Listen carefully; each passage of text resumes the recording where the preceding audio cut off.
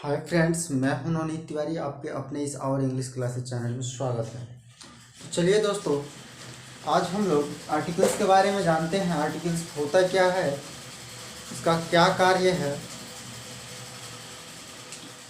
तो सबसे पहले हम लोग यहाँ पे डेट लिख देते हैं। आज डेट है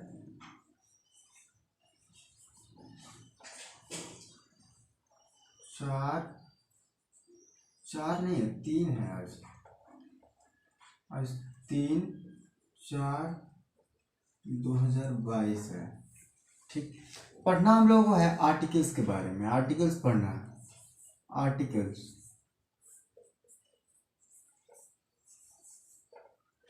आर्टिकल्स आर्टिकल्स होता क्या है, सबसे पहले हम इसको जाने। आर्टिकल्स होता क्या है, कहा किसको जाता है। आर्टिकल्स एन और द को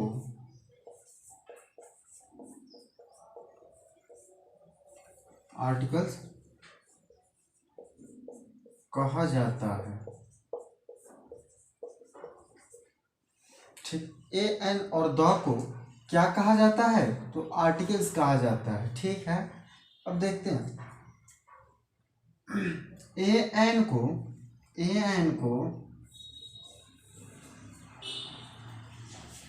को क्या कहा जाता है।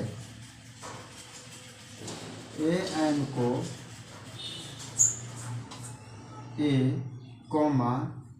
एन को इनडिफिनिट आर्टिकल्स कहा जाता है।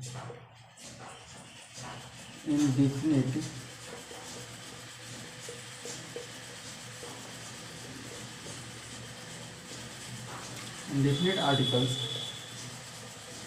कहा जाता है। एन को क्या कहा जाता है, इंडेफिनिट आर्टिकल्स कहा जाता है। तथा द को डिफिनिट आर्टिकल्स कहा जाता है।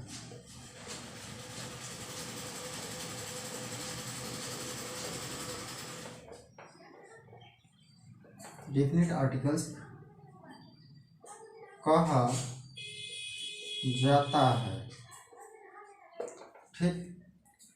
ए एन को क्या कहा, ए एन और द को आर्टिकल्स कहा जाता है। क्या कहा जाता है, ए एन और द को आर्टिकल्स कहा जाता है। ठीक है, उसके आगे है ए एन को क्या कहा जाता है, तो ए एन को इनडिफिनिट आर्टिकल्स कहा जाता है तथा द को डिफिनिट आर्टिकल्स कहा जाता है। ठीक। अब इसके आगे हम लोग जानेंगे। हाँ, एक चीज और,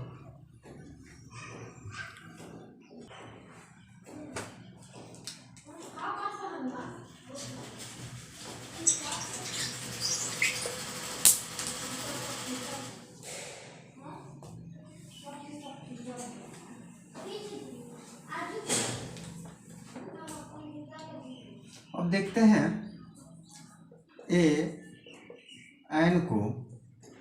एन का शाब्दिक अर्थ जो होता है, शाब्दिक अर्थ एक होता है। क्या होता है, एक होता है तथा द का कोई अर्थ नहीं होता है। द का कोई अर्थ नहीं होता है। ठीक।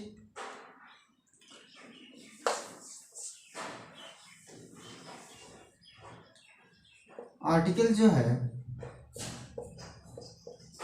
आर्टिकल्स नाउन को डिफिनिट या इनडिफिनिट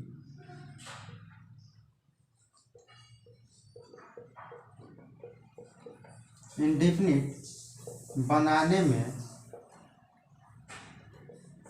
क्या करता है, इंडिफिनिट बनाने में क्या करता है, तो मदद करता है, मदद करता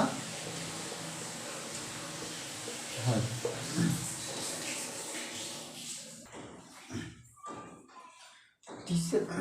और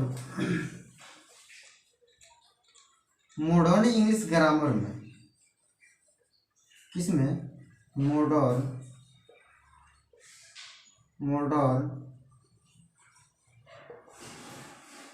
इंग्लिश ग्रामर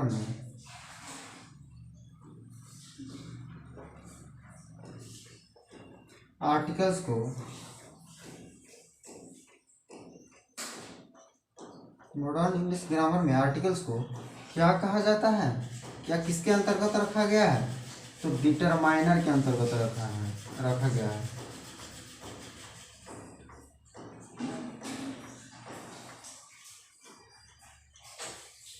डिटरमाइनर्स के अंतर्गत रखा गया है। ठीक है। ए एन का शाब्दिक अर्थ जो होता है वो क्या होता है, एक होता है। ए एन का शाब्दिक अर्थ एक होता है।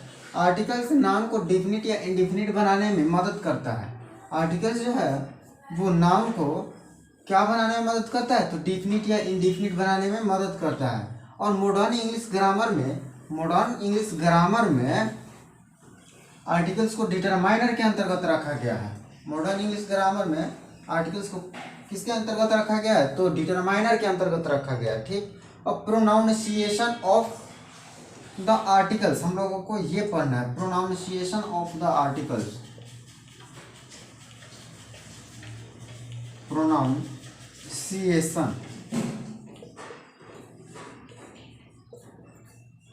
प्रोनाउंसिएशन ऑफ द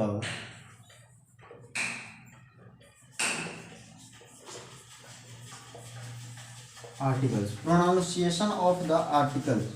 अब हम लोगों को ये पढ़ना है, प्रोनाउंसिएशन ऑफ द आर्टिकल्स, यानी बोलचाल के समय आर्टिकल्स का प्रयोग हम लोग कैसे करते हैं। तो यहाँ पे लिख देते हैं हम लोग आर्टिकल्स, यहाँ पे लिख देते हैं वीक फ्रॉम,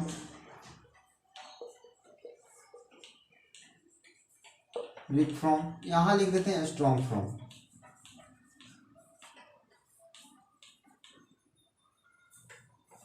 यहाँ पे क्या लिख देते हैं, स्ट्रॉन्ग फॉर्म्स। ठीक। आर्टिकल्स किसको किसको कहा जाता है, तो ए एन और द को ही क्या कहा जाता है, तो आर्टिकल्स कहा जाता है। इसका वीक फ्रॉम देखते हैं। वीक फ्रॉम में ए को क्या बोला जाता है, तो अ बोला जाता है। वीक फ्रॉम में ए को अ बोला जाता है। एन को क्या बोला जाता है, तो अन बोला जाता है। वीक फ्रॉम में ए को अ बोला जाता है, एन को अन बोला जाता है तथा दी को द बोला जाता है। दी को द बोला जाता है। अब स्ट्रॉन्ग फ्रॉम में इसको क्या बोला जाता है, तो ये भी देख लेते हैं। स्ट्रॉन्ग फ्रॉम में ए को ए ही बोला जाता है। ए को ए बोला जाता है, एन को एन बोला जाता है, एन बोला जाता है तथा द को दी बोला जाता है। ठीक। यहाँ तक समझ में आया, किसी को कोई दिक्कत नहीं। ठीक। अगर कोई दिक्कत हो तो कमेंट बॉक्स में मैसेज करें, कहीं पे कोई प्रॉब्लम हो तो मैसेज कर सकते हैं। प्रोनाउंसिएशन ऑफ द आर्टिकल्स को पहले हम समझते हैं बढ़िया से। जब प्रोनाउंसिएशन ऑफ द आर्टिकल्स यानी जब हम लोग बोलचाल मतलब बातचीत करते हैं तो उस समय आर्टिकल्स का प्रयोग कैसे करते हैं। जिस समय हम लोग बात करते हैं उस समय आर्टिकल्स का प्रयोग कैसे करते हैं, यही बताया जा रहा है यहाँ पे। आर्टिकल्स देखिए, आर्टिकल्स किसको कहा जाता है, ए एन और दी को आर्टिकल्स कहा जाता है। वीक फ्रॉम में ए का उच्चारण जो होता है अ होता है, एन का उच्चारण जो होता है अन होता है तथा दी का उच्चारण जो द होता है। ठीक। दी इसको कब बोलते हैं और द कब बोलते हैं। वीक फ्रॉम में इसको द बोलते हैं, स्ट्रॉन्ग फ्रॉम में दी बोलते हैं। ठीक है। अगर किसी वाक्य में जोर देने की बात की गई हो तो वहाँ पे द को हम लोग क्या बोलते हैं, तो दी बोलते हैं। जोर देने की बात जब भी हो तो वहाँ पे द को हम लोग दी बोलेंगे। ठीक, यहाँ तक समझ में आया। अब यहाँ पे एक नंबर हम लोग देखते हैं, एक नंबर।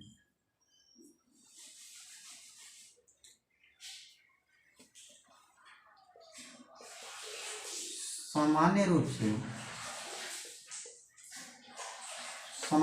से अंग्रेजी बोलते समय, सामान्य रूप से अंग्रेजी बोलते समय आर्टिकल्स के वीक फॉर्म का प्रयोग किया जाता है। सामान्य रूप से अंग्रेजी बोलते समय आर्टिकल्स का प्रयोग जो होता है वो वीक फॉर्म में किया जाता है। ठीक है, ए का उच्चारण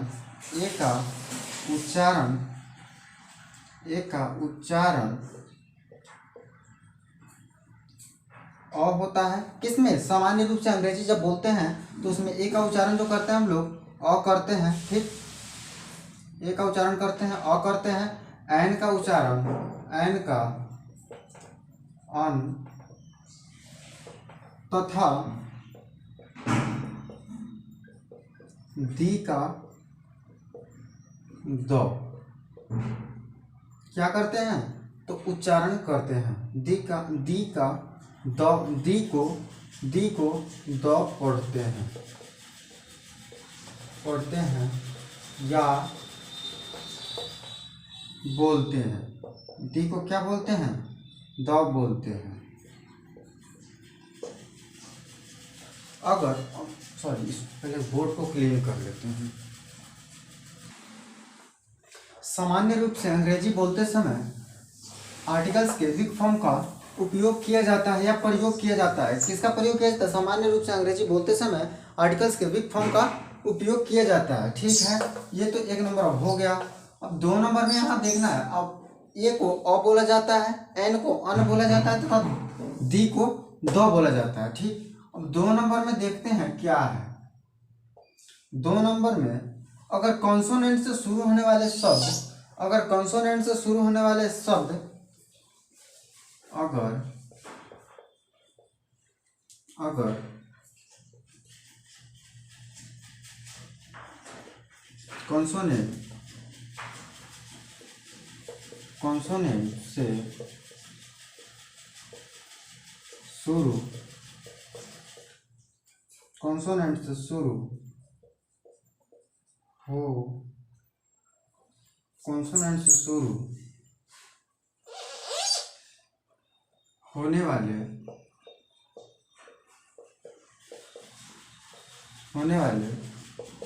के पहले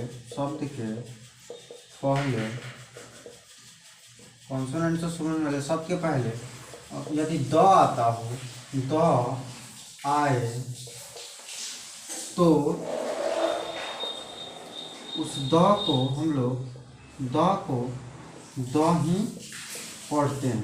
द को द ही पढ़ते हैं या बोलते हैं। द को द ही पढ़ते हैं या द को द ही बोलते हैं। ठीक, यहाँ तक को समझ में आ गया होगा, कोई दिक्कत? अब देखिए तीसरा कंडीशन क्या होता है। तीसरा, अगर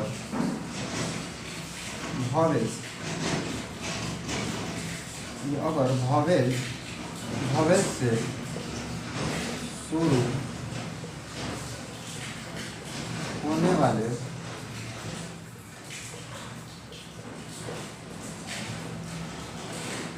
शब्द के पहले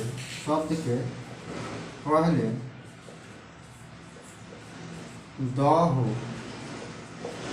तो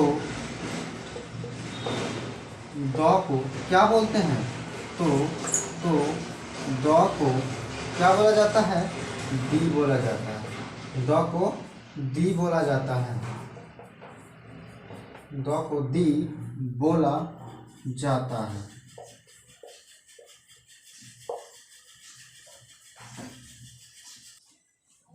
हम इसका अब कुछ एग्जाम्पल देख लेते हैं। Example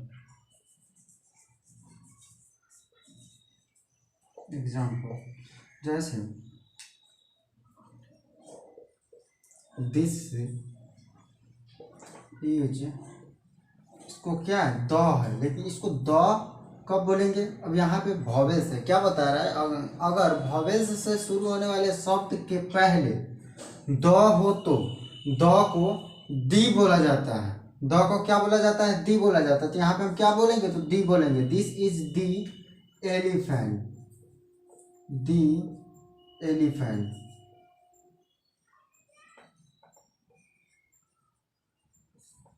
this is the elephant बोलेंगे, दिस इज दी एलिफेंट बोलेंगे। दैट इज दी अम्ब्रेला बोलेंगे।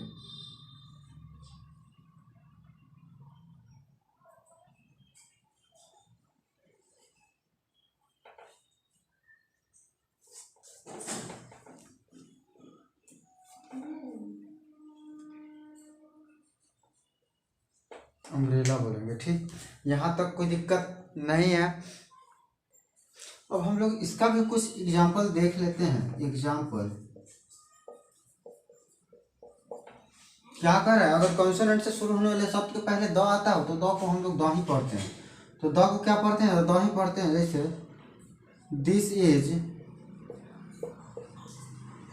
द मैन, इसको हम लोग क्या पढ़ेंगे, इसको हम लोग द ही पढ़ेंगे। ठीक, इसको हम लोग द ही पढ़ेंगे। This is the man that is the this is the man that is the dog, that is the dog. ठीक, यहाँ तक हो गया, कोई दिक्कत नहीं है, कोई दिक्कत नहीं। अब हम लोग चौथा प्रोसेस जानते हैं। चौथा प्रोसेस, अगर द के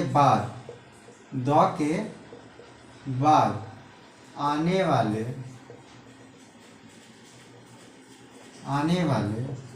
शब्द, द के बाद आने वाले शब्द पर जोर देने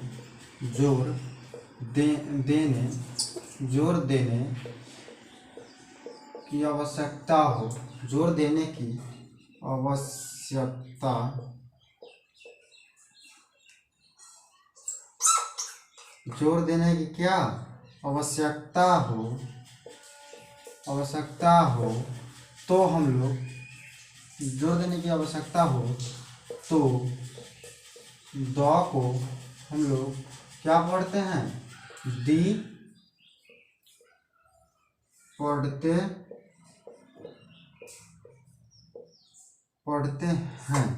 अब इसका एग्जाम्पल देख लेते हैं हम लोग।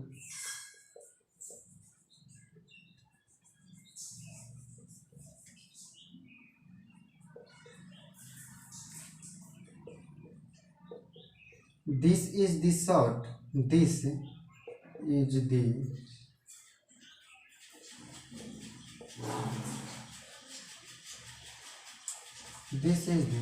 shirt which I like most. This is the shirt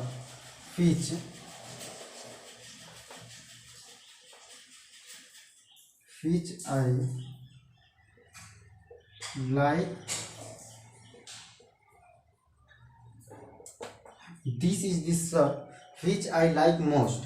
This is the shirt which I like most. दूसरा एग्जाम्पल देख लेते हैं। This is the boy who stole my pen.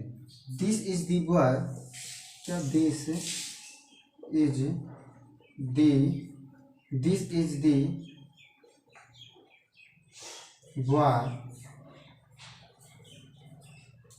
is the boy, this is the boy